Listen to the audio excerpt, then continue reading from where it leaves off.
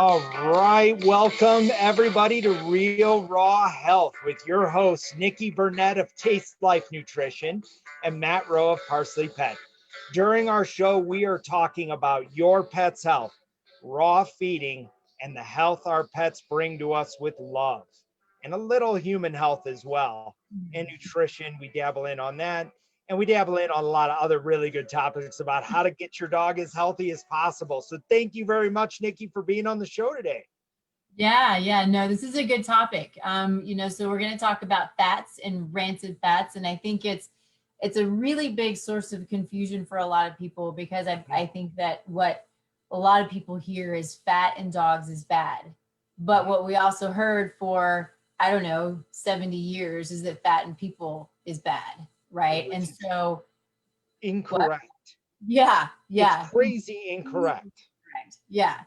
Yeah. So just digging into that, I think is going to be a really good thing, and I'm excited to jump in and let's talk about the good stuff. Let's talk about fat. It's good.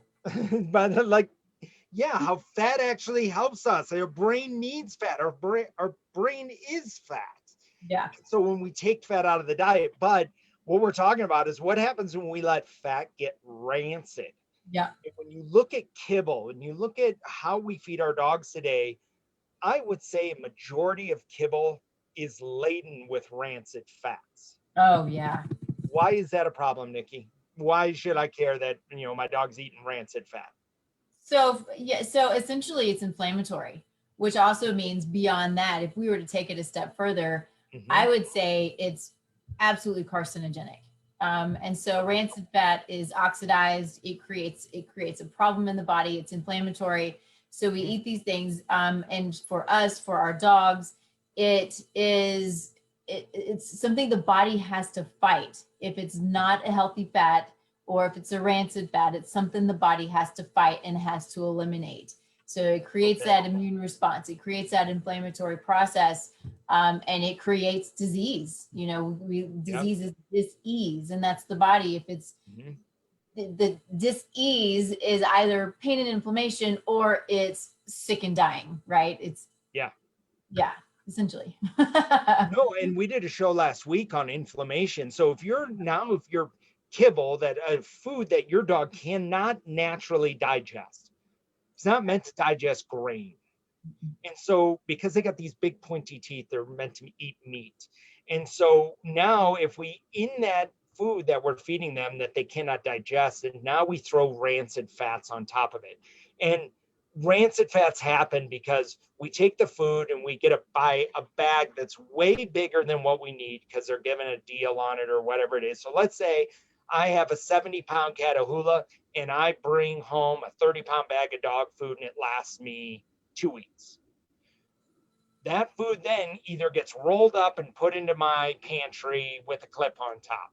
But that doesn't mean air is not getting into that bag. It's not a sealable bag. Or the other thing that I see is that bag gets dumped into a plastic container. And that's what we feed them out of. But that plastic container, once again, is not sealable. So air is getting into it. And also it's the fat immediately starts to turn rancid in there. And then also when we dump it in the container, if you're anything like me, Nikki, like if it's a container and it's one that I don't pay attention to very much, I tend to not wash that container. Right. I let that container I just add the next thing to it. So case in point is I put my coffee in a container. And coffee has fat in it. And granted, it does have oil, and that oil can turn rancid. Do you think I wash my coffee container before I dump the next bag in? No, I don't. I just dump the next bag in. But we do that with our pets' food too, is we dump the bag of food in without washing the container. So now we have rancid fat that is collected on the edge that's starting to probably grow bacteria on it, and not the good bacteria. And then we dump the other bag on top. So now we're feeding kibble to our dog with rancid fats. And that, as what you said, creates inflammation inside our dog's body, and it's just making them work twice as hard to stay healthy. And unhealthy bacteria then. Yeah. Right. And, granted, we're really fortunate that our dog's stomachs have a very low pH, which means a very acidic environment. So in that, your dog can fight the bad bacteria, but once again, it has to fight something else that's coming into their system that is triggering their immune system to then, because of the inflammation that's coming in on that side. Yeah. So we're just making it so hard for our dogs to stay as healthy as that they can be. And so this is why I think some of the reason is that 50% of dogs over the age of 10 will die of cancer. And, you know, when you talk to like Dr. Judy Jasek, the cancer vet, she's like, Matt, I'm seeing dogs at the age of 4, 5. And she just treated a dog at 18 months with cancer. And she goes, this shouldn't be this way. No, no, it's not. It's unfortunate. It's sad. And you know, we've gotten to this place that where we believe that when our dog is 8 or 10 years old, they're now seniors. And you know, any day is their day because now they're old. And you know, we're lucky if they live to be 12 or 14. And I hear, oh, 16, they lived a good long life. And I'm like, yeah, your dog should have lived another 10 years, right? I mean, ideally, years. And I tell people that, and their mind explodes. Like they're like, no way. Yes, they're supposed to be 25, 30 years old. And we say this all the time, but it's true. The oldest dog, which is an extreme case, I think we both get that, but she was 36. I mean, I know it's an amazing thing. And it's so much of it is the food. There is environment, there are the toxins that are in the environment and the things we put on the ground. And there's so many factors. It's the fluoride in the water for us and for dogs. There are lots of things, but you know, when I'm talking with clients, both, you know, human and animal clients, it's there's so much that we can control. And it's what we put on the ground, what we clean with, what we clean the dogs with, the water that we give them, the stuff we put in our yard. We can't control all of the toxins that are maybe in the air, but we can certainly control what we put in their bellies. And that's one of the most important things. It's going to give them so much of what they need that allows them to fight off and detoxify a lot of this other stuff. So if we're not feeding them a good nutrient dense, real food, real healthy food. And so we started off talking about kibble. Kibble is not food. There's nothing in it that represents, that looks like, that has anything close to what food actually is. And yet we are told that this is how we care and love for our animals, is by giving them these pellets that are supposed to be food. And so we're not giving them the nutrients needed to build their immune system, to fight off bacteria. And so you're getting back to when we're talking about the bacteria that builds up, you know, sure, they've got a super acidic gut, but if they don't have the immune system to fight off these bacteria, what's going to happen? Where they're going to grow. You know, they can have bacterial overgrowth just like we can. They can have yeast overgrowth just like we can. And if we're not giving them the tools they need that allows them to fight off and to detoxify, they're not going to, right? That's just all there is to it. It's pretty basic and pretty simple. Yeah. So, okay. So rancid fats with it, and you had like some incredible points, is that we're making it way too hard for our dogs to stay healthy. So rancid fats. So how do I avoid rancid fats if I know they're there? Yeah. So you feed real meat. I mean, that's really basically what it is. So, I was kind of hoping you'd have that answer, but what else is there?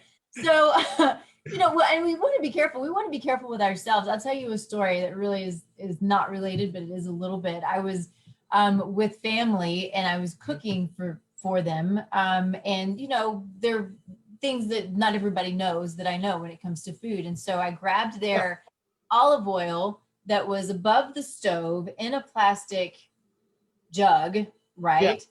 And I was about to pour it and cook with it, and I smelled it, and it about put me down. It was the most rancid, and they'd been eating it. They didn't, sometimes you just don't know the difference. You don't smell it. But I was like, probably better smell this. Sometimes you just know. So I did. Yeah. Awful. It was awful. And so with ourselves and with our dogs, there's a very potent smell that rancidity gives off. And Mhm. so, never keep things that have oils in them, especially when they're not heat tolerant, above above a stove or around a heat source, right? Yeah. So that can make things worse. You want to keep them in. And I'm saying this is for people, but I feed my dogs olive oil and avocado oil and all Mhm. of the things. And so I want to make sure that I'm feeding both of us oils that are not rancid. And I smell them all the time. Pretty much every Yeah. time I open it, I smell it. Maybe now it's habit because I enjoy it, but also because I have been surprised on occasion, like, this is not okay. This is not good Yeah. at all. Mhm. So keeping good healthy fats in their green or brown containers, not in plastic, not in clear, because they can't, take the light source and it Mhm. creates a rancid fat. Yes. Not cooking it. So for dogs, Mhm. don't cook fat. And so people, people get really confused about why we don't cook for dogs. Dogs would not cook for themselves, and so we don't cook for them. We may cut Right. up and do some things, right? Just because they're not all dogs are used to eating raw food, so we don't want them to gulp and to hurt themselves. But we don't cook because what happens if we give dogs cooked fat, then Mhm. it changes the structure of the fat, it changes the structure of the protein, so the protein's less digestible, but then the fat is not digestible and it's too hard on the pancreas, and it can cause pancreatitis, which can end up being acute, it can end up being chronic, and it can end up being deadly. Yeah. So if we're just feeding the fat that's on the meat, some people will say a high fat, some people will say low fat. I just feed meat with the fat, whatever fat is Yeah. in it, I just give it to them, right? Right. I might even add extra fat. I have pork fat in my freezer, right? So I might do some of that, but I will never cook it, not for Yeah. the dogs. And then of course I add other fats too. They must have fat just like we must have fat. Mhm. Right. And so just, you want to feed them like you would feed yourself, and Yeah. just be super aware. You would not feed yourself McDonald's every day. You wouldn't give yourself hydrogenated oils every day. It's the same concept. It creates inflammation and creates disease. Right.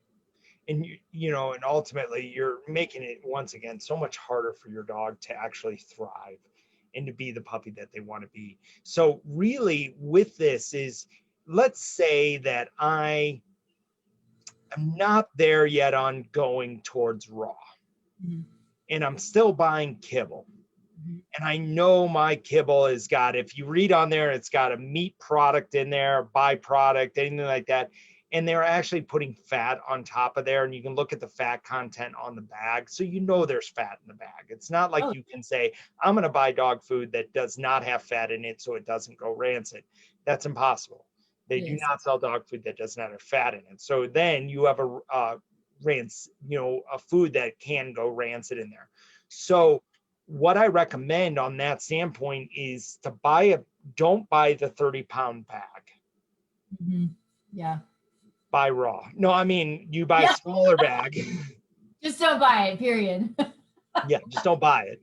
But really, if you're like, okay, I don't know, I'm getting used to, I'm starting to get introduced into this whole game of raw feeding. But if you do buy dog food just for the interim, buy smaller portions of it. And if you can refrigerate it, that's great. Because then under the refrigeration, you're slowing down that oxidation process where rancidity happens. Yeah. And so Yeah. really you can try to keep the fat from going rancid in there. And it'd be just one small step you could take as you progress towards feeding a raw based diet in there, is trying to eliminate fat. So rancid fat happens is when we let it get warm. Would that be a correct statement? Warm and exposure to oxygen. Okay, so oxygen. So we're allowing oxygen to get into the actual Mhm. fat itself. And Mhm. then as we keep it, somewhat warm, it is allowing it to grow and Yeah. turn rancid. Right. Right. Absolutely. So when you say you smelled it, how did you know? What is the smell of rancid fat? How do you know it's rancid? I don't know how to explain it. I'm not sure there are words for it. It's Okay. almost caustic. It's a smell. Yeah, it's almost caustic. I'll tell you, it's interesting. One time I didn't smell. This was recent. This has been beginning of the year. We were at my mother-in-law's and avocado oil. It was pretty simple, and I was cooking some eggs with avocado oil just for me. And I tasted them, and it was a zing. It was this awful zing. It was not. It's really intense. It's really an intense smell. It's an intense flavor, and I couldn't finish it. I was like, what is wrong with these Okay. eggs? Yeah. So I don't know that there's a word to describe it, and maybe somebody is better at describing it than I am. But it's a Sure. zing, caustic. It's intense. It just kind of it sits you back. It's pretty tough stuff. But I'll also say I'm telling you that when I had my family who had this bottle of olive oil, it was almost gone. I'm sure that they had been using it and didn't know the Right. difference. It's really something to be aware of, um, and you have to learn. I think, Mm. yeah, Yeah. And really kind of explore, okay, why is this, at that point of showing rancidity? And so really in there is, give a smell to your dog food. Smell the, something you could do is smell the food before when it's fresh. uh-huh. And then if you let it sit, smell it again and see if there's a smell change in it, because that's going to be our first step towards whether or not something is good or bad, is our sense of smell.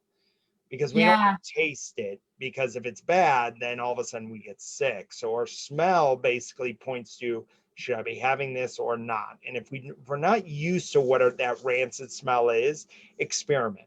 Try it on your own.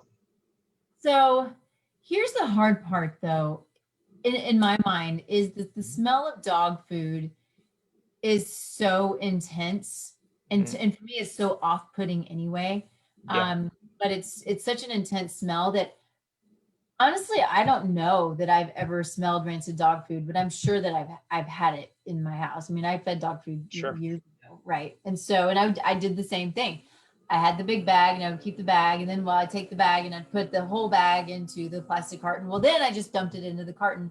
So I have no doubt that I fed rancid food. Um, Hmm. but it's just such a bad smell anyway. Hmm.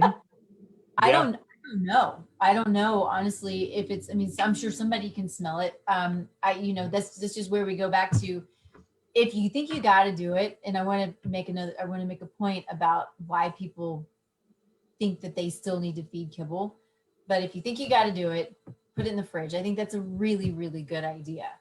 Hmm. But the biggest thing, base pushback that I get on people who are afraid to feed kibble, or afraid to feed raw and get away from kibble, is they're afraid they're not going to give their dog everything their dog needs.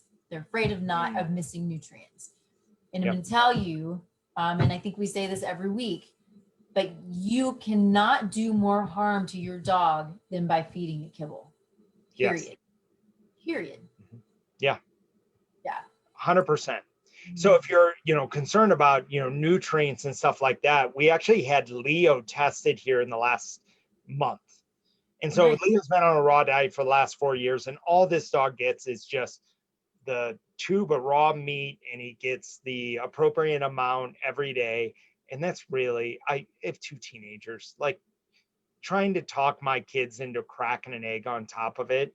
Yeah, Yeah. it's all well and good, but it's not always in my home that I can say, hey, this needs to happen, or make sure you put those sardines on. So really, Leo's been getting just raw meat Well, for he's organ with and bone bone too. and what's that? He gets organ and bone too, right? Oh yeah, yeah. Yeah. It's got a Yeah. mix. It's anywhere from 10 to 15% bone content, and Yeah. also 10 to 15% organ content as well, because that's where he's getting his iron and Right. magnesium is from that organ meat, and it Mhm. needs it. So Leo is getting a healthy balance. It's from Raw Dog Food Company. I believe in what Dee Dee's mix is and the whole bit. Leo's report came back and it was stellar. So Awesome. he was midline on all levels, and that his diet was balanced well. And so really the raw food that I was feeding him meets the criteria for what he needs inside of his body. So really by feeding a raw diet, but getting it from a good source like Mhm. Answers or Raw Dog Food Company or something like that, you know that your dog is going to be healthy. And I can prove this day in and day out with numbers at parts per billion. When we test our dogs, I know the difference between dogs that are kibble fed and the dogs that are raw fed. And so Yeah. really when we're looking at all of this, you're looking at nutrient levels that you should not be concerned about, because if you're feeding raw, it's meeting all of that criteria it needs as if it was a wild dog. And Yeah. so really in that is when we start to feed kibble, I did have a question about rancid fats. And one of them is how long does it take for fat to get rancid? It can depend. It really depends on the fat and what the fat can take. So let's take. So we hear that canola oil, right? Canola oil is a terrible, terrible fat. We've heard. So it's Undigestible. monounsaturated, huh? It's undigestible. It actually, as you know, it eats the lining of your stomach. It's awful. Mhm. So, but it is. So it's monounsaturated. So that's where they get it's the heart healthy fat, right? Mhm. But canola oil, which comes from the rapeseed, which even bugs won't eat, which is I find super interesting. Yes. But if we were to actually have canola oil off the shelf as a raw organic oil, it would go rancid. I don't know the days, I don't know the timeline, but it's pretty fast. It's really quick Yeah. within a few days or a week or something like that because it Mhm. can't, it's not stable. It's not shelf Mhm. stable. Right. So there are some oils that are more shelf stable than others. And one of the reasons why canola oil is so bad for us is because they have to go through the processing with the all of the chemicals and stuff to make it shelf stable. How long will it sit Right. on a shelf now? I don't know, years probably. And you could go back, it's the same thing with all kinds of food that lasts for a really long time. Think of Mhm. McDonald's burgers that don't mold and Twinkies and all of the things, right? Yeah. Anyway, but then you have certain oils. So olive oil is fairly stable. You don't want to cook with it. Coconut oil is really stable. Mhm. Not, yeah, it's really stable. Avocado oil is really stable. So it really kind of depends on the oil. But Mhm. what kind of oils are they adding to kibble? And they do add like vitamin E. It's a preservative and it's a natural preservative. And and that's a good thing. Vitamin E, it's an antioxidant, which is why it's a preserver. And so it's awesome. And you know what you can do is you can take a drop of vitamin E and put it in an oil that's not as, this is for you cooking people out there, but that's not as stable Sure. as some, say like a sesame oil or something like that. Put a little Mhm. drop of vitamin E there and it'll help to preserve it. So it'll last longer. Anyway, I think that's super cool. Yeah, because it gets job done. Yeah. Yeah. Um, But still, you're looking at those rancid fats as if you have that bag of dog food open for a week, it's going to go rancid. Probably so. I would imagine it is. It's got so many things going against it. It's got the air going against it. It's got bacteria going against it. Right. If it's in a warm place, that's going against it. So yeah, having that food, if you've got a little bitty dog and you buy an, 70-pound bag of dog food that lasts you 2 months, that's a big problem. Yeah. By the end of it, your dog is getting sick. Yeah. It's not right. Yeah. Yeah. Especially, you were saying that rancid fats has a layer of carcinogens in it. So if Oh, we're feeding rancid fat, we're feeding a carcinogen. So why absolutely. is that bad? Because it's cancer, right? So it Right. essentially is gonna. So how does cancer start? Does it start? It's basically starts at the cellular level. Could it maybe start at the genetic level potentially? And so, if you are changing the cells and the integrity of the cells, if you're changing genetics because we have what we call epigenetics. So we have our genome, right? So it's our eye color, our skin color typically won't change. Mm-hmm. Um, but then we have our epigenome, which can change. It's the Mm-hmm. locations on top of genes that have the ability to turn on and off due to lifestyle. Every Yep. living creature, plant, animal, whatever, is going to have an epigenome. And Mm-hmm. so by feeding, it's food, exercise, stress, all of the things that are part of our lifestyle. And by feeding food that is unhealthy, you're changing that epigenome in many, many ways that then can express in ways such as cardiovascular disease, cancer, diabetes, all of these different things. This is the same for humans and with animals. We're seeing this in animals constantly now because of the way they're fed, and the toxins we have in the air and in our water. But so, there are a lot of factors that go into a dog getting cancer. It's not getting cancer, it's developing cancer, right? It's basically they're developing this disease due to all of these different factors. And so again, it goes back to, if we can take out a lot of these factors, which we have a lot of control over what we feed ourselves and what we feed our animals. And to be able to take that away and say, my dog lived to be 20 years old, no cancer, had a good, healthy life, that makes me happy. I mean, that's pretty good, right? Right. So yeah, I think that's all I will say. I mean, if you well, if you think about it from our standpoint, when we eat food that's bad, our stomachs get upset, we don't feel right, we know it, like, oh, I shouldn't eat that. But we do anyhow, and in some cases I have my issues that I'll eat things I know I shouldn't eat, and I know it's going to cause an issue. But your dog is eating something it knows it shouldn't eat. It's eating a kibble-based product, and it knows it shouldn't eat it. It doesn't feel the best, but it starts to get used to feeling this way and starts to kind of just deal with it and that type of stuff. But it's not just that singular event of just rancid fat. Think of it as another tick, another thing that just is there that they have to fight. So let's say you walk them in a field that has glyphosate. So glyphosate is Roundup, and so they are ingesting Roundup. It's on their paws, they're licking their paws, they're doing stuff like that. So now they're getting glyphosate in their system. Then we feed them kibble that has rancid fat. So that's another toxin we threw up on that layer. Then we feed water that may have a toxic element to it, just the way our water supply is in this day and age.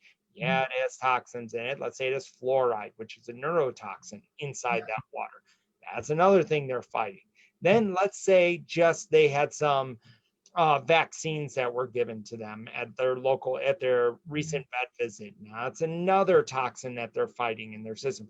So how many of these does it take before it stacks up that all of a sudden these healthy cells are defending themselves and they develop cancer to defend their healthy, the healthy cell wall, and they develop cancer and that becomes cancerous, and then all of a sudden that cancer grows inside their body because we are not allowing their immune system to actually do what it is meant to do. Their immune system is constantly defending instead of helping preserve and helping to keep their body healthy.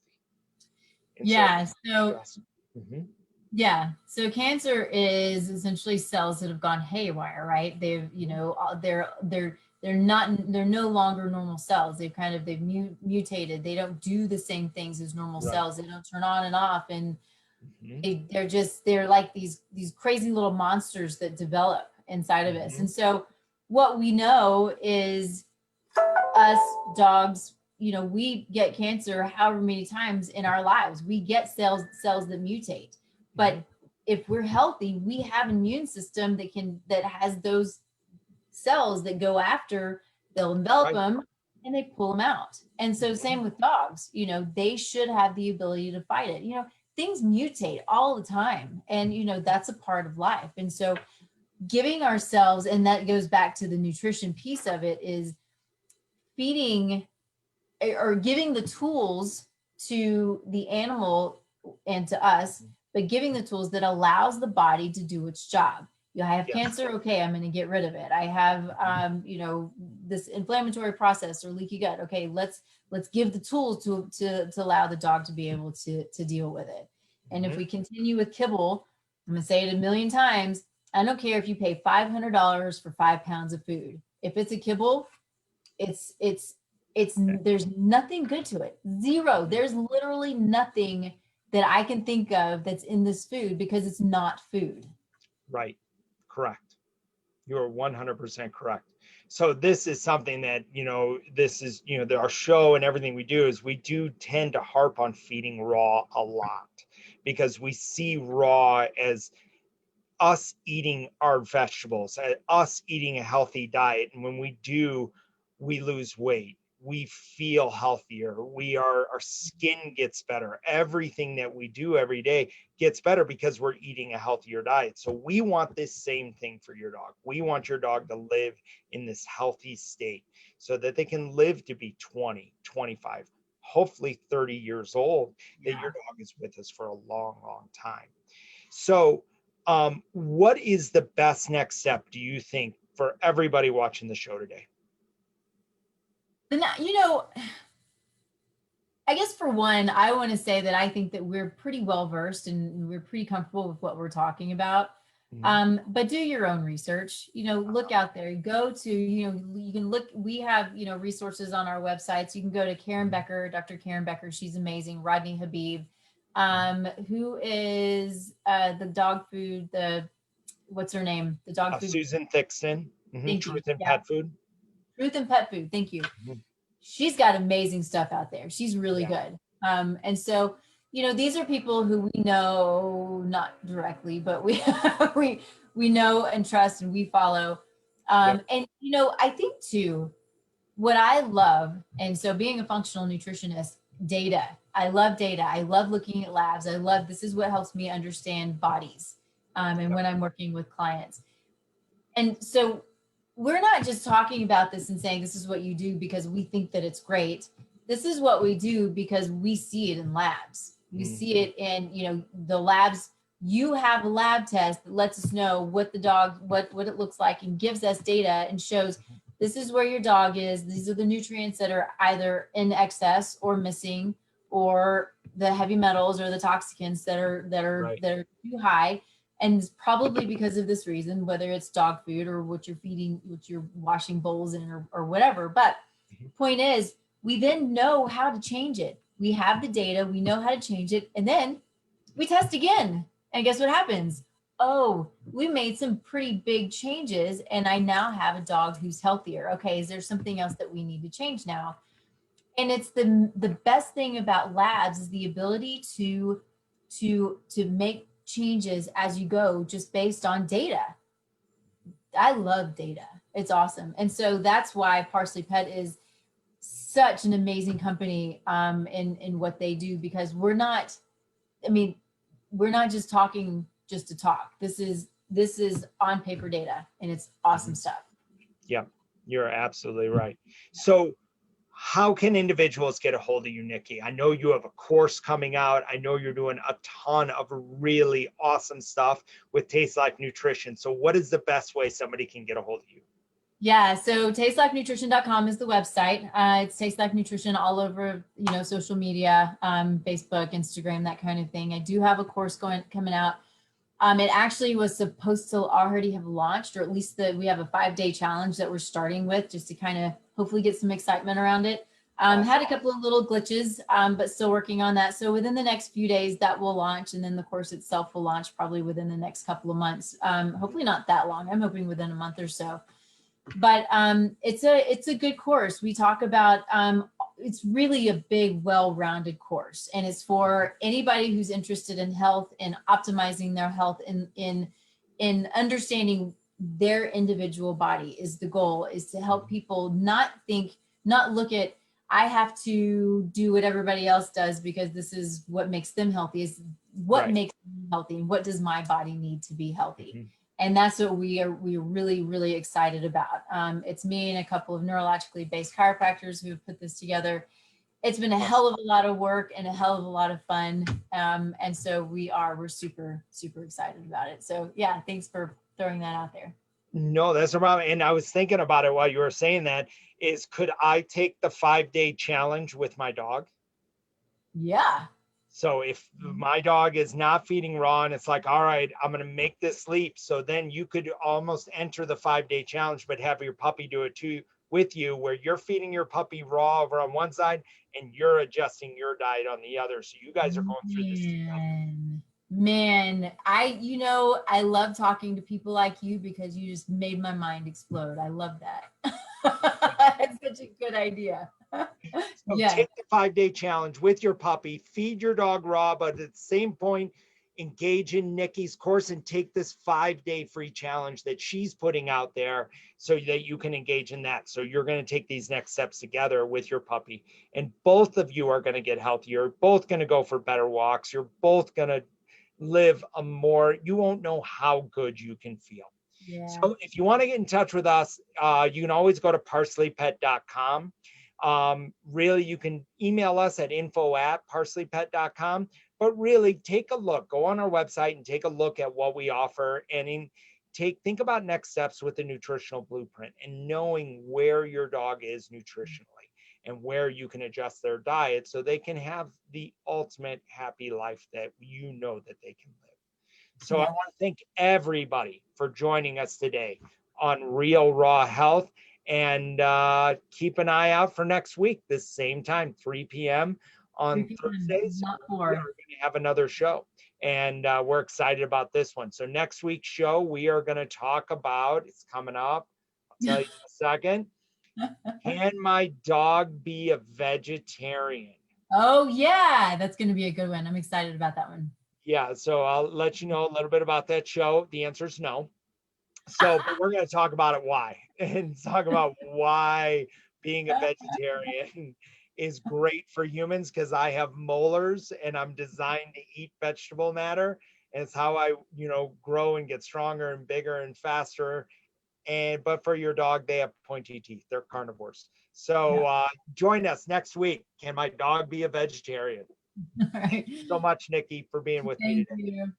Yeah. See All y'all right. later. See you guys.